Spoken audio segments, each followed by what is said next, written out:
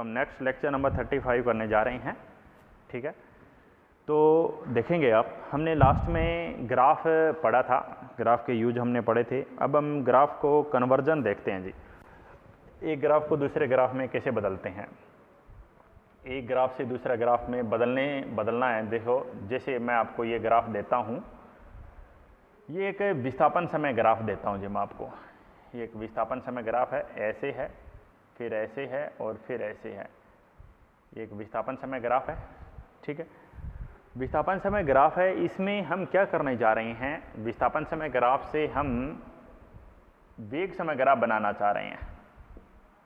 तो कई बार तो आपको वैल्यू दे देता है।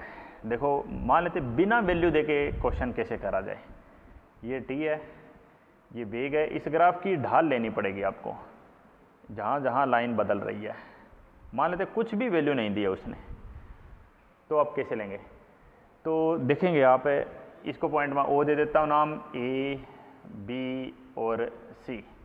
ओ से ए तक अगर आप बात करते हो तो यहाँ पर ढाल धनात्मक आएगी जी, ढाल पॉजिटिव। ढाल देगा क्या, विस्थापन समय ग्राफ ढाल पॉजिटिव देगा, वेग पॉजिटिव आएगा जी, यहाँ पर वेग 0 आएगा जी, और यहाँ पर वेग नेगेटिव आएगा जी।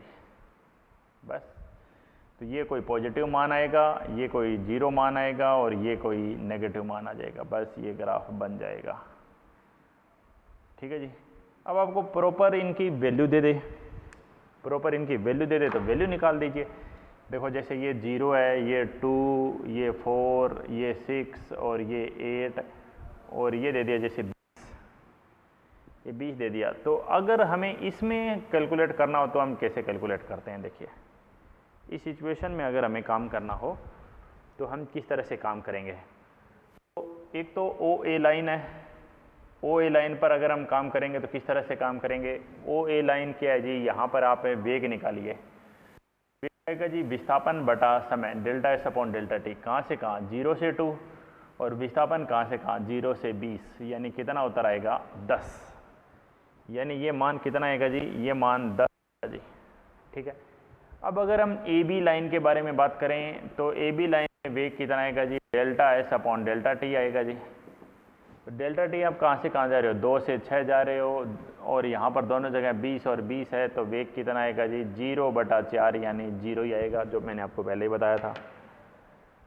6 से 8 आप बीसी लाइन पर जाना चाह रहे हो, बीसी लाइन पे जा रहे हो। जैसे 6 से 8 बात करूँ तो यहाँ पर अगर मैं बात करूँ 6 से 8 में, तो यहाँ पर बात ये कि जी देखो, 6 पे वेग 20 था और 8 पे वेग 0 हो गया है।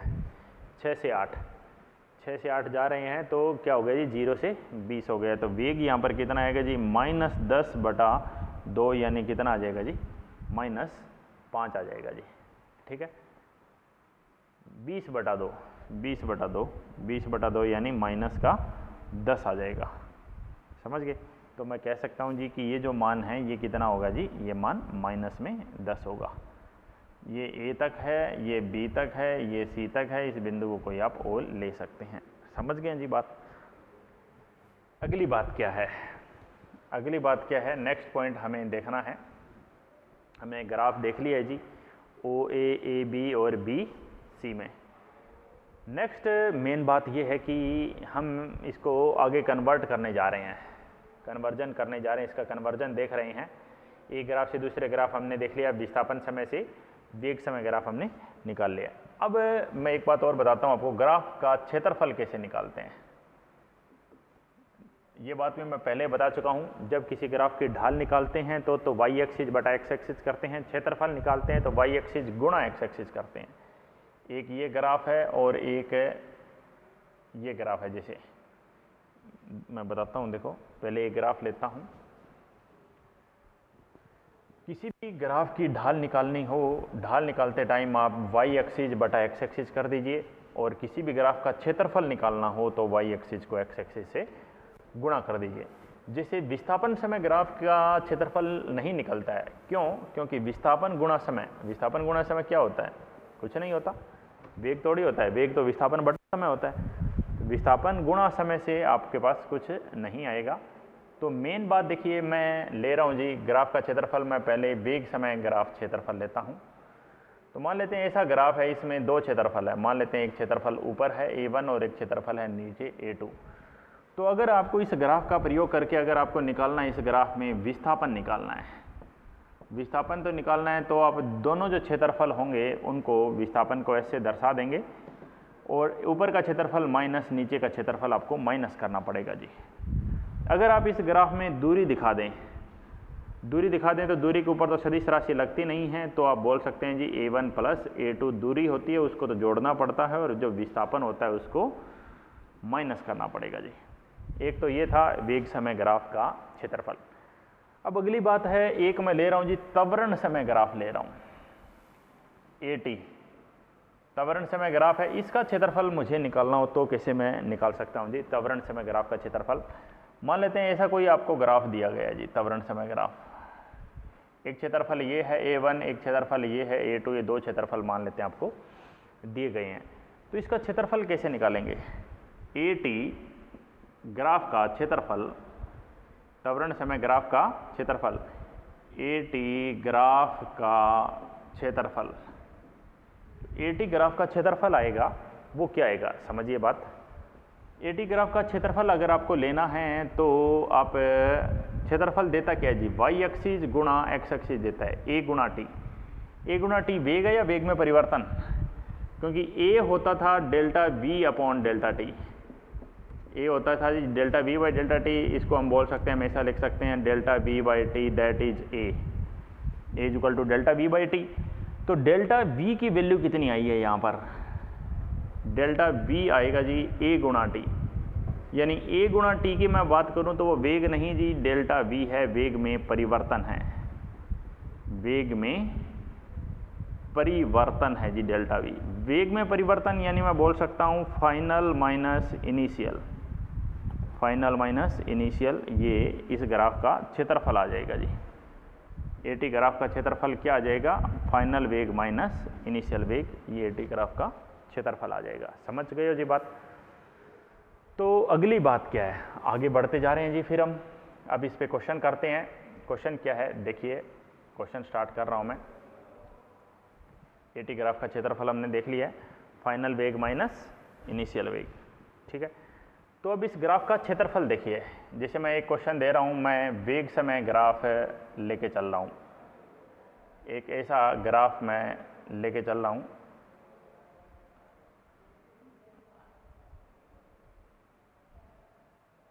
यहाँ से यहाँ होता हुआ और बोल दूं यहाँ तक है, ये हमारे पास एक ग्राफ दिया गया है जी, वेग समय ग्राफ दिया है, वेग समय ग्राफ दिया है, इसका हम क्षेत्रफल के बारे में बात करने जा रहे हैं। तो एक पॉइंट तो यहाँ से जुड़ा हुआ है, ये पॉइंट यहाँ से जुड़ा हुआ है, ये पॉइंट यहाँ से जुड़ा हुआ है, इसको आप थोड़ा और ऊपर ले लीजिए बेशक। तो बात क्या बनेगी देखो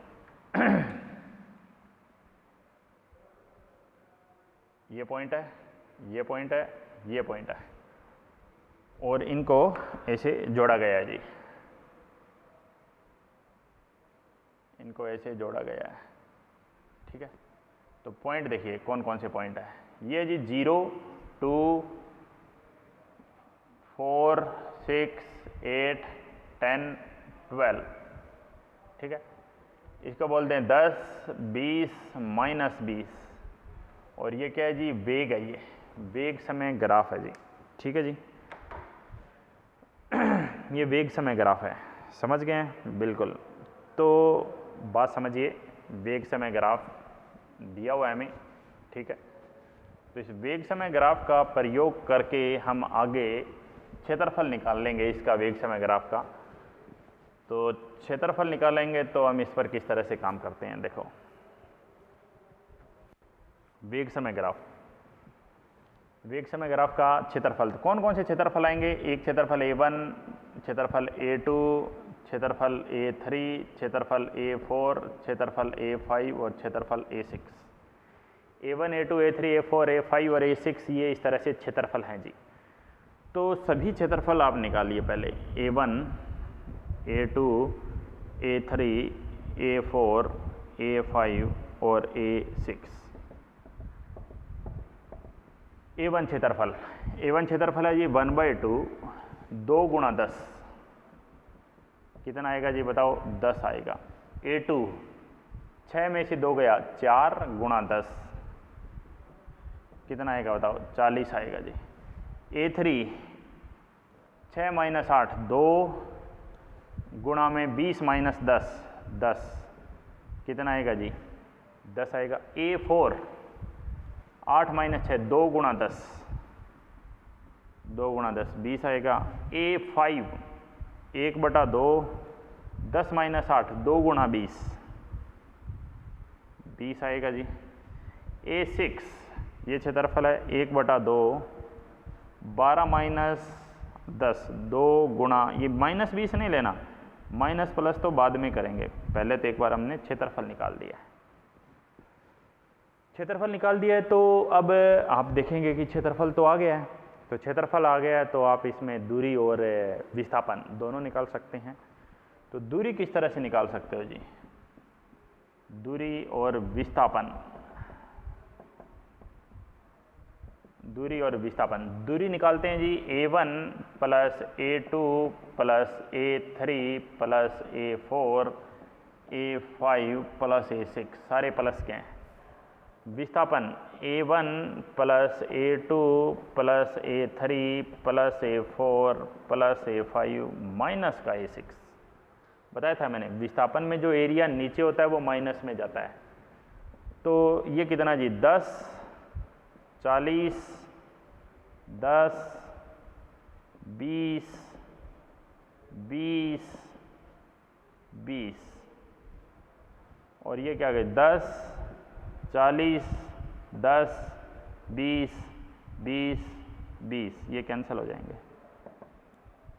50 60 80 100 120 कितना है जी? 120 मीटर आई जी दूरी।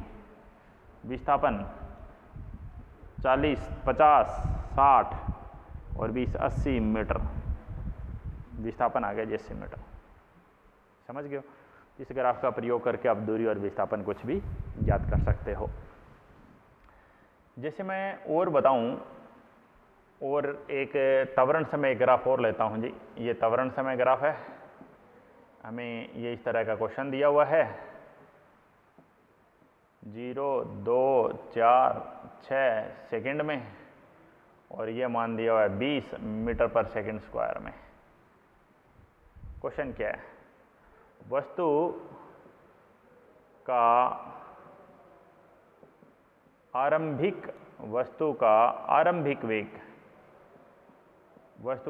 वेग 5 मीटर पर सेकंड हो तो ज्ञात करें।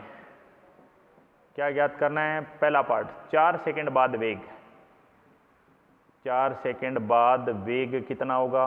दूसरी बात 6 सेकंड बाद वेग। तो एक क्षेत्रफल तो ये पूरा A1 और एक क्षेत्रफल ये पूरा A2। A1 A2 दो क्षेत्रफल हैं जी इसके। तो दोनों क्षेत्रफल निकालो और तरीका लगा दो जी। किसका क्षेत्रफल है ये? त्वरण समय ग्राफ का क्षेत्रफल। तो त्वरण समय ग्राफ का क्षेत्रफल क्या देगा बताओ? वेग में परिवर्तन। त्वरण समय ग्राफ का क्षेत्रफल देगा जी वेग में परिवर्तन।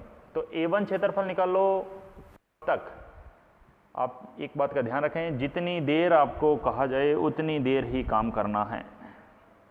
जितनी देर आपको कहा जाए उतनी देर ही काम करना है। तो सबसे पहले आएगा जी A1 क्षेत्रफल। A1 क्षेत्रफल तो आएगा जी 4 गुणा 20 80। A2 क्षेत्रफल आएगा जी 1/2 6 माइनस 4 2 गुणा 20 कितना आएगा जी? 20 आएगा। एक 20 आया है, एक 80 आया जी। ठीक है, एक 20 आ गया है, एक 80 आ गया है। अब पहला पार्ट करता हूँ। पहला पार्ट है जी 4 सेकंड बाद काम करना है। 4 सेकंड बाद क्षेत्रफल बराबर वेग में परिवर्तन। 4 सेकंड बाद तो सिर्फ कौन सा क्षेत्रफल है? A1 क्षेत्रफल है।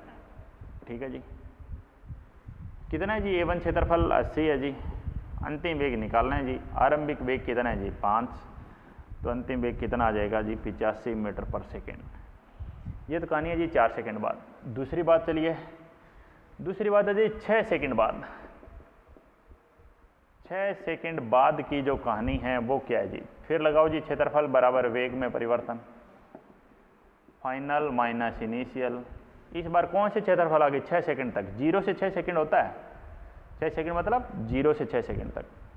दो क्षेत्रफल आ जाएंगे जी, कौन कौन से? A1 प्लस A2 दोनों आ जाएंगे। A1 प्लस A2 दोनों कितने हो जाएंगे जी? 80 और 20 हो जाएंगे जी। 80 प्लस 20। अंतिम वेग निकालना है जी। आरंभिक वेग कितना है जी? 5।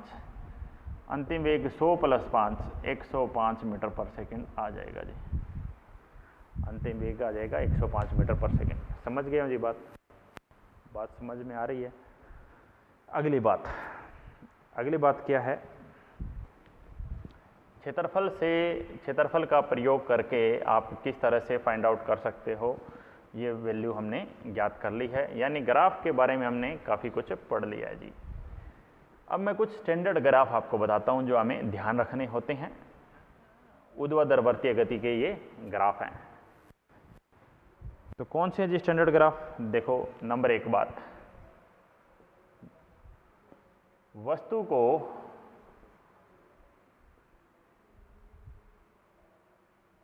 धरातल से ऊपर फेंकते हैं, वस्तु को धरातल से ऊपर फेंकते हैं, वस्तु वापस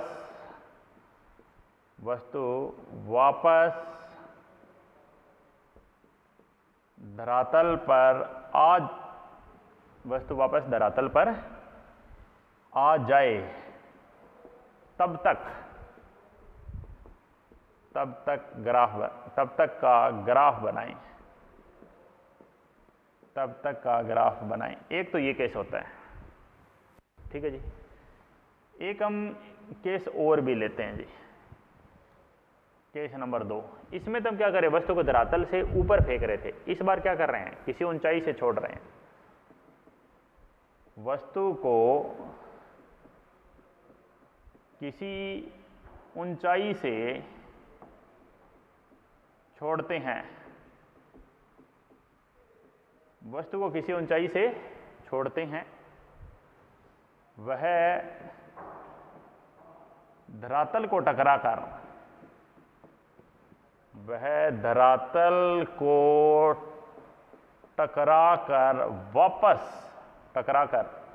उछलकर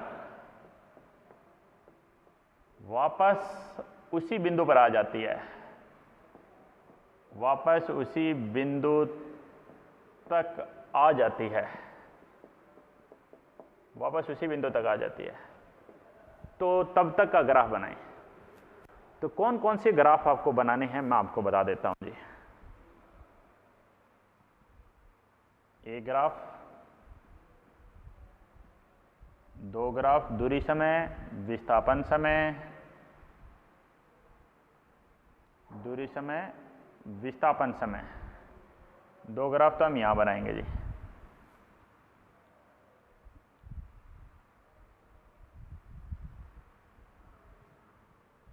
और 3 ग्राफ हम यहां बनाएंगे।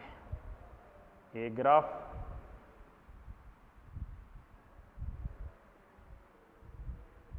दूसरा ग्राफ और तीसरा ग्राफ, ऐसे बनाएंगे हम, ठीक है। देखो कैसे, 2 ग्राफ यहां बनाएंगे, दूरी समय,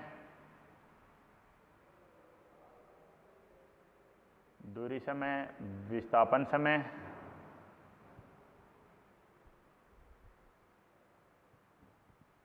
चाल समय, वेग समय और त्वरण समय। और लास्ट का कौन सा बनाना है? त्वरण समय। देखो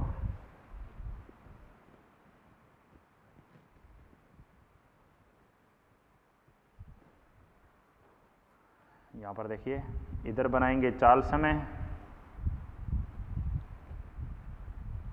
समय, वेग समय और त्वरण समय। और लास्ट वाला त्वरण समय। ये ग्राफ हम बनाएंगे जी, इसको बोल सकते हैं चाल समय ग्राफ को, यहाँ से दिखा दो चाल समय। ये ग्राफ हमें बनाने जा रहे हैं, ये दो केस हैं जी। इन दोनों केस में हमें ये 5 और 5 10 ग्राफ बनाने हैं जो वेरी इंपॉर्टेंट है, वेरी इंपॉर्टेंट ग्राफ है ये 10 के 10। देखो कौन कौन सा है जी, दूरी समय,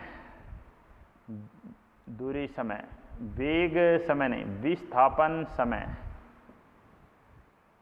चाल समय, वेग समय, त्वरण समय,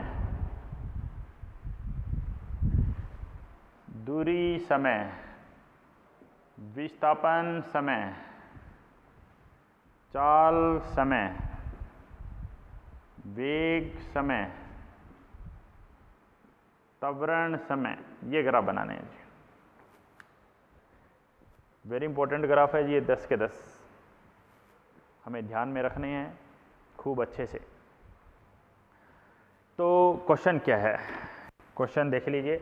वस्तु को धरातल से ऊपर की ओर फेंकते हैं, वस्तु वापस धरातल पर आ जाए तब तक का ग्राफ बनाना है। ये देखिए ये धरातल है जी, ठीक है। वस्तु को आपने ऊपर फेंक दिया जी, यहाँ से वस्तु को ऊपर फेंक दिया, वस्तु ऊपर जा रही है, ऊपर जा रही है, यहाँ तक आई। यहाँ पर अंतिम वेग क्या हो गया जी, 0।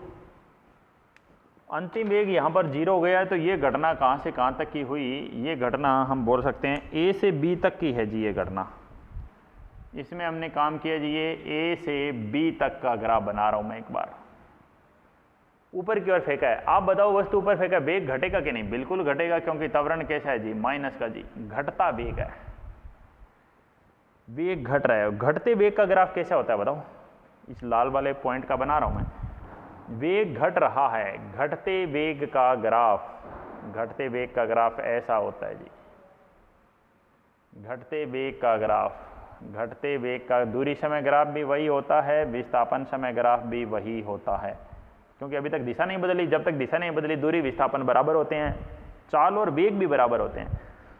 घटता, आपने किसी से फेंका, मान लेते 10 मीटर पर सेकंड से ऊपर की ओर फेंका आप, तो वेग घट रहा है, घटते घटते 0 हो गया जी।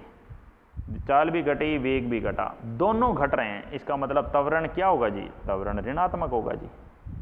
त्वरण का ये मान होगा -g, ठीक है। ये पहले आधे भाग का ग्राफ बनाया मैंने अभी। अब दूसरी कंडीशन क्या है, अब वस्तु B से C नीचे आ रही है, उसका वेग बढ़ता जा रहा है, बढ़ते वेग का ग्राफ है। यहाँ वेग घट रहा था, आप ऐसे बोलें, यहाँ वेग घट रहा था, v घट रहा था यहाँ पर v बढ़ रहा है। एक में v घट रहा था, एक में v बढ़ रहा है। अब जो नीचे की तरफ आया है वो ग्राफ बनाने जा रहा हूं मैं जी, बढ़ते वेग का ग्राफ। तो बढ़ते वेग का ग्राफ कैसा होता था, ध्यान करो, याद करो। ये देखो, ये छोटे छोटे बताता हूं। ये तो होता था जी घटते का दूरी समय, और ये होता था बढ़ते का, याद आया? तो बस इसी ग्राफ को इसी में लेके आ रहा हूं मैं, इसी ग्राफ को इसी में आगे जोड़ रहा हूं जी। तो ये बन जाएगा जी ऐसा। ये कैसा बनेगा, विस्थापन, वस्तु ऊपर जाकर वापस नीचे आ गई, तो विस्थापन को क्या करना पड़ेगा, विस्थापन को वापस 0 करना पड़ेगा। यानी ये बोलूं मैं, ये है जी कौन सी गति, ये ऊपर की तरफ गति है कि अपवर्ड मोशन है, ये ऊपर जाने की गति है, और ये नीचे आने की गति है। इस पॉइंट के बाद ये उच्चतम बिंदु है, समझ रहे हो? वस्तु ऊपर गई, वेग 0 हुआ, वेग 0, अब नीचे आ रही है, वेग बढ़ता जा रहा है, वेग बढ़ता जा रहा है, वेग बढ़ता जा रहा है, वेग बढ़ते बढ़ते अधिकतम हो गया जी।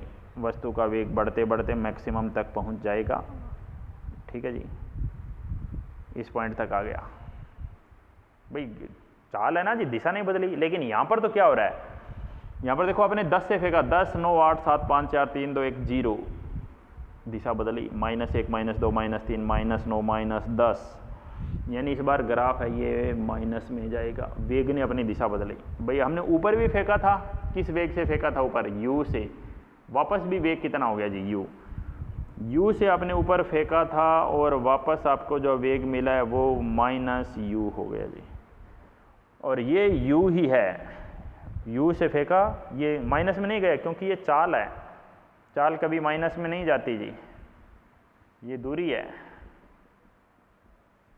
ये विस्थापन है, ये वेग है, वेग ऋणात्मक में जाता है। ठीक है, त्वरण, त्वरण वाले का खास कर ध्यान रखना। आप सोच रहे होंगे कि अब प्लस आएगा, नहीं, त्वरण एक बार आप गति में ले लेते हैं तो पूरी गति में वही रहता है। किसी भी वस्तु को आप फेंकते हैं तो उसका त्वरण उसके आरंभिक बिंदु पर ही परिभाषित हो जाता है। ठीक है जी, तो ये बात है जी। अगली बात क्या जी, दूसरी बात देखो, वस्तु को किसी ऊंचाई से छोड़ते हैं, वह धरातल टकरा कर उछल कर वापस उसी बिंदु तक आ जाती है। इस बार वस्तु को क्या कर रहे हैं, वस्तु पहले कहां जा रही है, ऊपर से छोड़ रहे हैं, ध्यान रखना, यहां से वस्तु को हम छोड़ रहे हैं और वस्तु इस बार नीचे आ रही है जी। वस्तु नीचे आ रही है तो पहला आधा भाग क्या हुआ जी, पहला आधा भाग है, वस्तु नीचे आ रही है तो उसका वेग क्या हो रहा है, बढ़ता जा रहा है। पहले आधे भाग में देखो वस्तु नीचे आई है, वस्तु नीचे आ रही है तो वेग क्या हो रहा है जी, वेग बढ़ रहा है जी, वस्तु का वेग बढ़ रहा है पहले आधे भाग में। तो बढ़ते वेग का ग्राफ, वेग बढ़ रहा है, बढ़ते वेग का ग्राफ, दूरी समय ऐसा होता है, विस्थापन समय भी ऐसा होगा, दूरी समय ऐसा होता है, विस्थापन समय भी ऐसा ही होता है, क्योंकि जब तक सीधी रेखा होती है दूरी और विस्थापन सेम रहते हैं। वेग बढ़ रहा है, आपने जीरो से छोड़ा है तो वेग बढ़ रहा है जी, चाल भी बढ़ रही है, वेग बढ़ रहा है तो, और जब दोनों ही बढ़ रहे हैं तो त्वरण क्या होगा जी, त्वरण पॉजिटिव होगा जी, पहले आधे भाग में प्लस जी। ये पहले आधे भाग का ग्राफ है, पहले आधे भाग का ग्राफ है। इसमें क्या किया, वस्तु को किसी ऊंचाई से छोड़ते हैं, वह धरातल को टकरा कर उछल कर वापस उसी बिंदु तक जाती है। अब ये क्या हो रहा है जी, अब ये वस्तु यहाँ टकरा गई, टकरा कर वापस ऊपर जा रही है, वापस ऊपर जा रही है तो इस बार वेग क्या हो रहा है, इस बार वेग घट रहा है, वापस ऊपर जा रही है तो वेग घट रहा है। तो घटते वेग का ग्राफ, घटते वेग का ग्राफ ऐसा होता है जी, दूरी समय तो ये हो गया जी। विस्थापन तो आपको पता है कि वस्तु यहाँ छोड़कर उछल कर वापस चली गई, तो विस्थापन को तो जीरो करना पड़ेगा, तो ये ऐसा हो गया जी।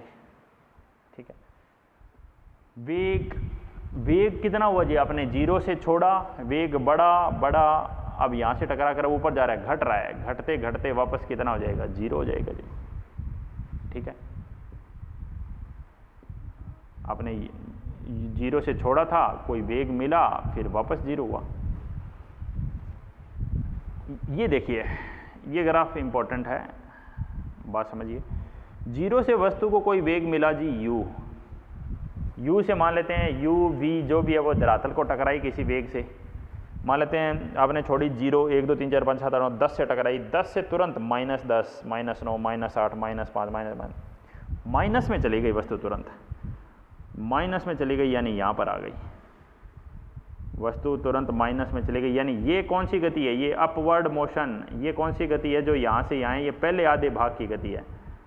पहले आधे भाग की गति कौन सी होती है जी, वस्तु नीचे जा रही है, तो नीचे जा रही है तो यहाँ पर वेग बढ़ रहा था और यहाँ पर वेग घट रहा है, लेकिन हो जाएगा माइनस में। त्वरण तो एक बार ले लिया तो ले ही लिया, वो पूरी गति में फिर वही रहता है जी।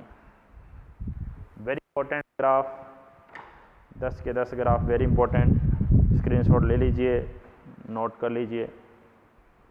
ठीक है, स्क्रीनशॉट ले लीजिए पूरे ग्राफ का। ठीक है, अगली बात क्या है, नेक्स्ट पॉइंट देखिए। नेक्स्ट पॉइंट ये है जी कि हमने इन ग्राफ को पढ़ा है, अब ये ग्राफ आपको क्वेश्चन बन के आपके सामने आएंगे जी। ठीक है, क्वेश्चन बन के ये आपके सामने आएंगे, तो देखते हैं नेक्स्ट बात क्या है।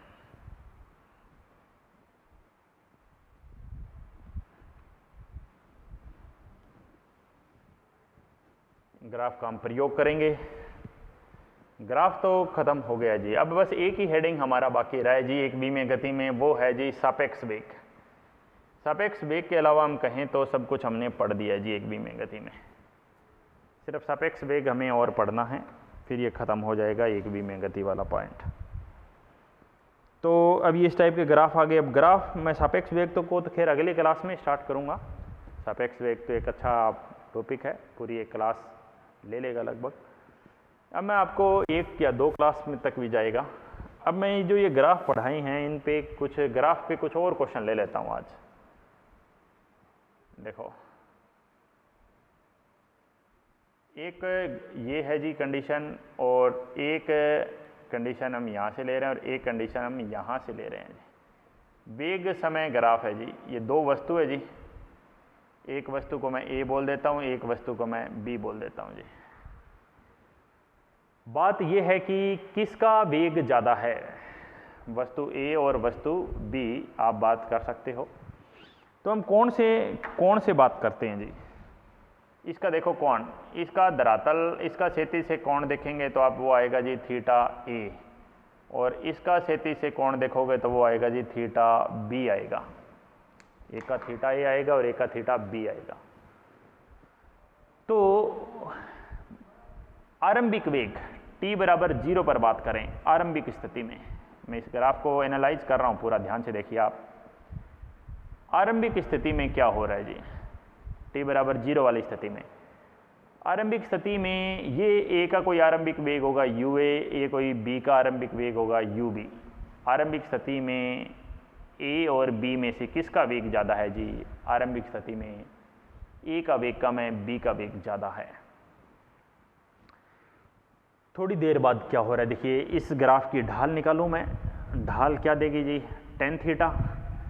टेन थीटा क्या होगा जी, y में परिवर्तन बटे x में परिवर्तन, वेग बटा समय क्या हो जाएगा जी, त्वरण आ जाएगी जी। इस ग्राफ की ढाल, इस ग्राफ की ढाल आएगी जी त्वरण। तो सीधी बात है जी, टेंजेंट कौन सा कोण आपको बड़ा दिख रहा है, थीटा ए देखो शार्पली ऊपर बढ़ रहा है, देख लो लाइन आगे जा रही है जी। थीटा ए ज़्यादा है और थीटा बी कम है, यानी आप बोल सकते हो टेंजेंट थीटा ए ज़्यादा है टेंजेंट थीटा बी से, यानी आप बोल सकते हो टेंजेंट थीटा तो क्या देगा, त्वरण, यानी ए का त्वरण है वो बी के त्वरण से ज़्यादा है, और ग्राफ में हमें दिख भी रहा है।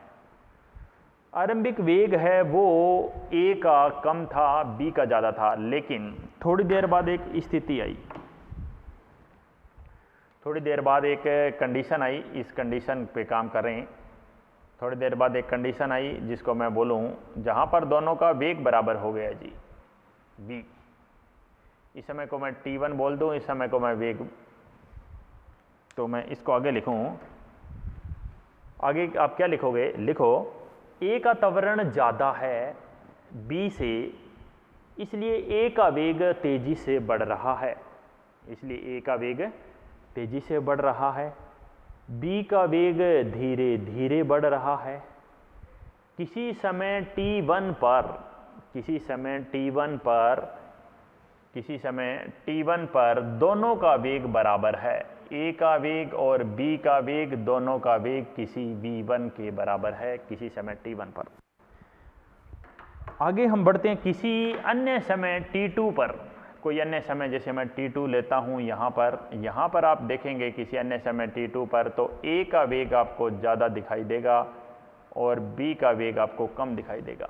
इनको आप किसी और नाम से ले सकते हो, ये कोई अन्य समय t2 ले सकते हो। आगे लिखो, किसी अन्य समय t2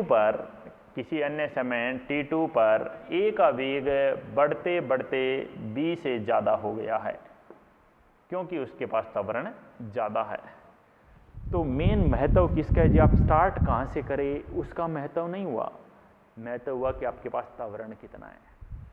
तो आप पढ़ना किस दिन स्टार्ट करें उससे महत्व नहीं है, आप किस स्पीड से, कितने पोटेंशियल से, कितनी हिम्मत से आप पढ़ रहे हैं वो ज़रूरी है। आपका त्वरण क्या है, आपकी स्पीड क्या है पढ़ने की, आप अपनी स्पीड बढ़ाते जाइए, ज़्यादा से ज़्यादा टाइम दीजिए। ज़्यादा से ज़्यादा टाइम देंगे तो आप दूसरों से आगे निकल जाएंगे, जो आपसे पहले पढ़ने लगे थे उनसे भी। तो डेली आप 7-8 घंटा पढ़िए ही पढ़िए, ठीक है। अगली बात, ये ग्राफ था जी। अगली बात है जी कि हमें किसी भी ग्राफ में ढाल निकालनी होती है, क्षेत्रफल निकालना होता है, ये सारी चीज़ें हमने पढ़ ली है। जैसे ये मैं एक ऐसी कंडीशन करा रहा हूँ आपको, ये कंडीशन खैर आपने इस टाइप का क्वेश्चन देखा ही होगा जी, इस टाइप का क्वेश्चन, जैसे मैं बोलूँ ये वेग समय ग्राफ है, तो इसमें ग्राफ सीधी रेखा नहीं है जी, तो इसका ग्राफ बदल रहा है जी बार बार, ये परिवर्तन हो रहा है, ये परिवर्तनशील है। जैसे मैं यहाँ पे इक्वल पॉइंट लेता हूँ यहाँ से, ठीक है, और फिर मैं यहाँ से लेता हूँ,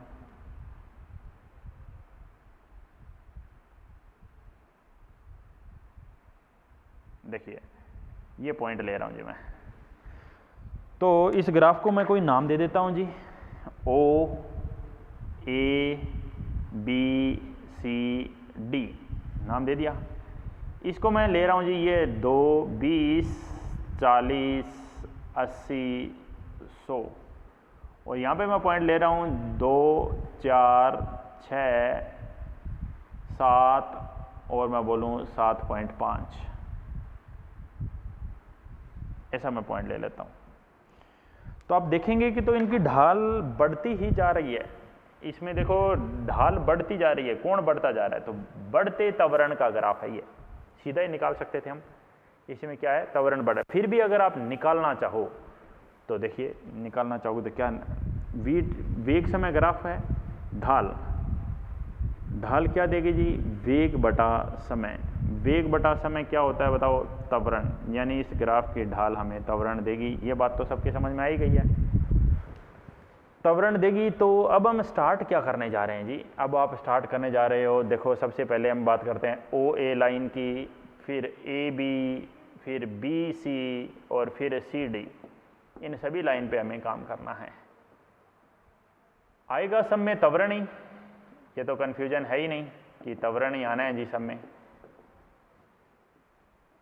त्वरण ही आना है। तो ओ से ए लाइन है वो है जी 0 से 4, ए बी लाइन है जी 4 से 6, बी सी लाइन है जी 6 से 7 और सी डी लाइन है जी 7 से 7.5। ठीक है जी। ओ ए लाइन 0 से 20, 0 से 20, ठीक है। ए बी लाइन 20 से 40, बी सी 40 से 80 और अगली 80 से 100। तो यहाँ पर कितना है? सब में त्वरण देखिए, सब में त्वरण अलग अलग आ रहा है जी। 20/4 5 मीटर पर सेकंड स्क्वायर। 40 माइनस 20, 20/6 - 4 2, 10 मीटर पर सेकंड स्क्वायर। 80 माइनस 40, 40/1 40 मीटर पर सेकंड स्क्वायर। ठीक है।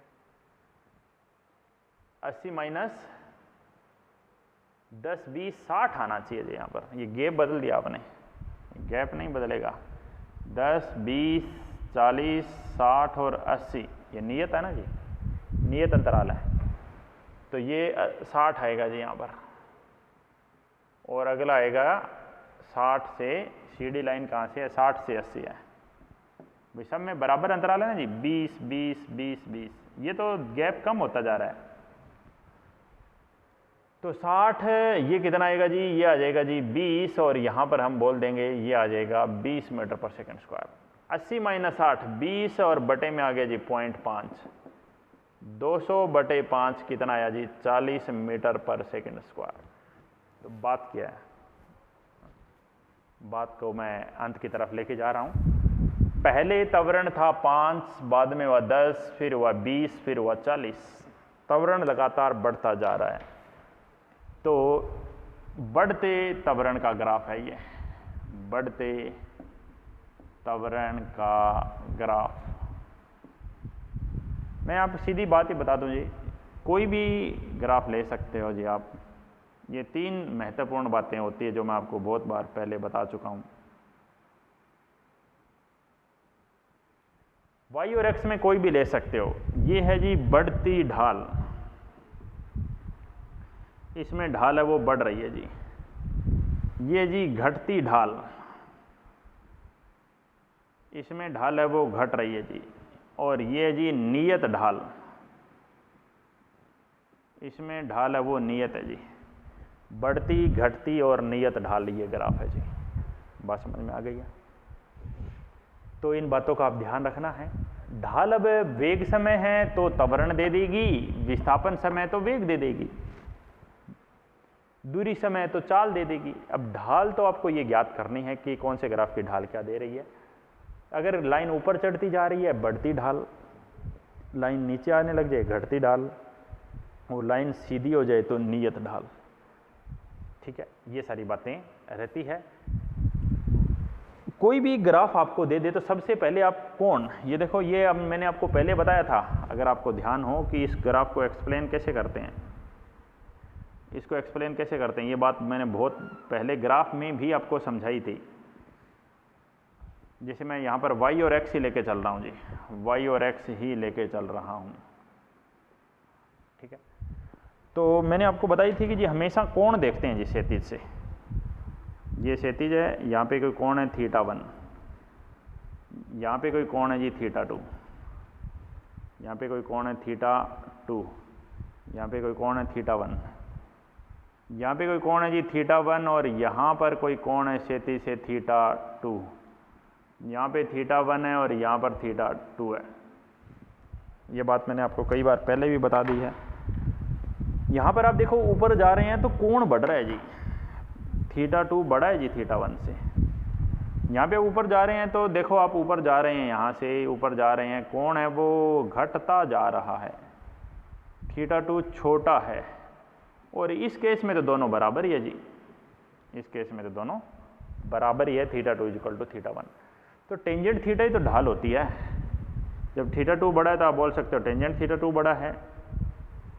यानी ए बिंदु पर बात करूं, बी बिंदु पर बात करूं, यानी ढाल ए पर ढाल, ए पर ढाल नहीं ये बी, θ2 कहाँ पर है, बी पर ढाल ज़्यादा है, ए पर ढाल कम है, ए पर ढाल कम है, बी पर ढाल ज़्यादा है। इसी तरह यहाँ पे भी बात कर सकता हूँ, टेंजेंट θ2, टेंजेंट θ1, ए और बी, तो मैं बोल सकता हूँ कि जी ए पर ढाल, θ2 कहाँ पर है, बी पर, बोल सकता हूँ मैं बी पर जो ढाल है वो कम है और ए पर जो ढाल है वो ज़्यादा है। और यहाँ बोल सकते हैं जी θ1 θ2 बराबर है, यानी कोण बराबर है, यानी ढाल बराबर है जी, ढाल बराबर है। इसलिए जो ऐसे ग्राफ होते हैं वो नियत ढाल के होते हैं, ये घटती ढाल का है, ये बढ़ती ढाल का है। ठीक है, तो इसी के साथ मैं आज का लेक्चर यहीं ख़त्म कर रहा हूँ। ग्राफ पढ़ दिए हैं, अब हमें सिर्फ एक बात पढ़नी है जी, सिर्फ एक बात। कौन सी बात? सिर्फ हमें सापेक्ष वेग पढ़ना है, बाकी सारे क्वेश्चन मैंने ख़त्म करा दिए हैं। तो इनको समझ लीजिए अच्छे से, बाकी हम अगले लेक्चर में कंटिन्यू कर देंगे। ठीक है जी।